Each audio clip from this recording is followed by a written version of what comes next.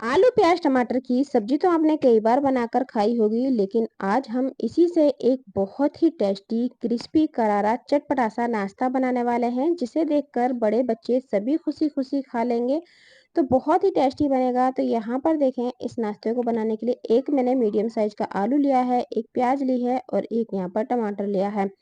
यहाँ पर आलू को अच्छे से हम छील लेंगे। छीलने के बाद जो हमने प्याज ली है उसे भी छील देंगे और छीलने के बाद यहाँ पर तीनों चीज़ों को अच्छे से पानी से धो लेंगे, अच्छे से साफ कर लेंगे। तो इसी से नाश्ते को हम बनाने वाले हैं। ये सारी चीज़ें हर किसी के घर में मौजूद होती हैं। बाहर से आपको कोई चीज़ लाने की ज़रूरत नहीं पड़ेगी। घर के ही सामान से बहुत ही टेस्टी नाश्ता हम बहुत ही आसान तरीके से घर पर बनाकर तैयार कर सकते हैं।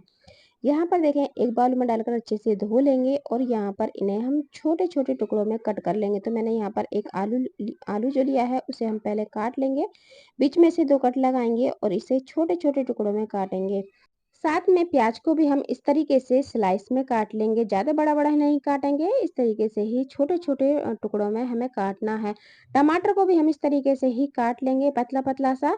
तो बहुत ही टेस्टी और क्रिस्पी करारा चटपटा सा हमारा नाश्ता बनेगा। अगर आपने पहले नहीं बनाया है तो एक बार इस तरीके से बनाकर देखें, आपको बहुत ज़्यादा पसंद आएगा। यहाँ पर देखें, तीनों चीज़ें कट गई हैं, तो साथ में ही हम यहाँ पर 2 हरी मिर्च लेंगे ताकि नाश्ता जो है वो चटपटा सा बने। वो डाल देंगे इसमें बीच में से तोड़कर। चाहें तो आप यहाँ पर लहसुन भी डाल सकते हैं, मैंने यहाँ पर लहसुन नहीं डाला। छोटा-सा टुकड़ा मैंने यहाँ पर अदरक का लिया है, वो छोटे-छोटे में काट लिया है, वो यहाँ पर डाल देंगे। डालकर ढक्कन लगाएँगे और इसे हम पीस लेंगे। इसके अंदर पानी डालने की ज़रूरत नहीं पड़ेगी, ये इस तरीके से ही पिस जाएगा। अगर आप पानी डालेंगे तो ये ज़्यादा गीला हो जाएगा, नाश्ता उतना अच्छा नहीं बनेगा। बिना पानी के ही आराम से पिस जाता है, तो बिना पानी डाले ही आप भी इसे इसी तरीके से पीस कर तैयार करें। अब यहाँ पर थोड़े से इसके अंदर मसाले डाल देते हैं। जैसे मैंने आधा छोटी चम्मच हल्दी पाउडर डाला है, और 1 छोटी चम्मच धनिया पाउडर, 1 छोटी चम्मच यहाँ पर लाल मिर्च का पाउडर डाला है। साथ में हम यहाँ पर 1/4 चम्मच अजवाइन डाल देंगे और आधा छोटी चम्मच यहाँ पर जीरा पाउडर डाल देंगे।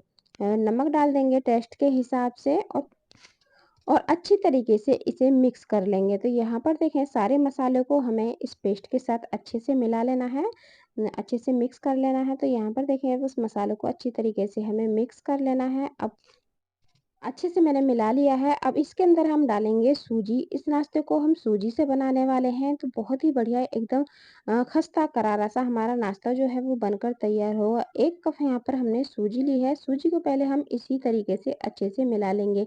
पानी नहीं डालेंगे, इस तरीके से ही इस पेस्ट के साथ अच्छी तरीके से मिक्स कर लेंगे। अब जितना हमने सूजी ली है उतना ही हमें यहाँ पर पानी डालना है। उसी बर्तन से हम पानी लेंगे और इस तरीके से पानी को डालकर अच्छी तरीके से हमें फिर से मिला लेना है। अच्छे से मिला लेंगे तो इस तरीके से सूजी जो है अच्छे से फूल जाएगी और नाश्ता जो है हमारा बहुत ही ज़्यादा बढ़िया बनेगा। तो यहाँ पर देखें, बस मैंने सूजी को पानी के अंदर अच्छे से भिगा दिया है और अच्छे से मिक्स कर लिया है। और ये देखें, थोड़ी देर में सूजी जो है वो अच्छी तरीके से फूल जाती है। नाश्ता इस तरीके से बनाते हैं वो बहुत ही ज़्यादा बढ़िया बनता है। गैस के ऊपर पैन में मैंने 1 से 2 चम्मच तेल डाल दिया है। तेल को गरम करेंगे और 1 छोटा चम्मच यहाँ पर सफ़ेद तिल डाल देंगे। ये आप डाल भी सकते हैं या फिर स्किप भी कर सकते हैं, बस इससे नाश्ता जो है वो दिखने में अच्छा लगेगा। जैसे ही तेल गरम होगा, यहाँ पर जो हमने सूजी वाला घोल बना कर रखा है, उस घोल को हम यह कढ़ाई के अंदर डाल देंगे और इस तरीके से लो फ्लेम पर इसे हम पकाएँगे। हाई फ्लेम नहीं करेंगे, लो फ्लेम पर पकाएँगे। सूजी जो है अच्छी तरीके से पक कर तैयार होगी। तो यहाँ पर इसे पकने में ज़्यादा टाइम नहीं लगेगा।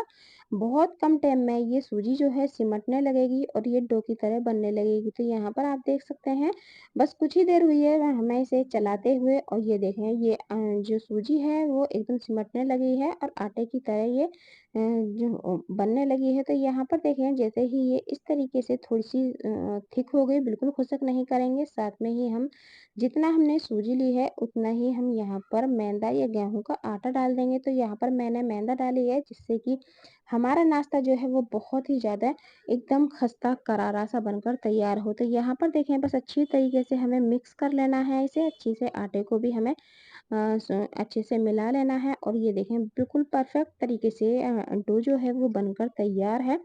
आप भी इस तरीके से बनाएंगे तो आपका जो नाश्ता है वो बिल्कुल बढ़िया बनेगा। अब यहाँ पर इसे हम एक प्लेट के अंदर निकाल लेंगे और थोड़ी देर के लिए ठंडा होने देंगे।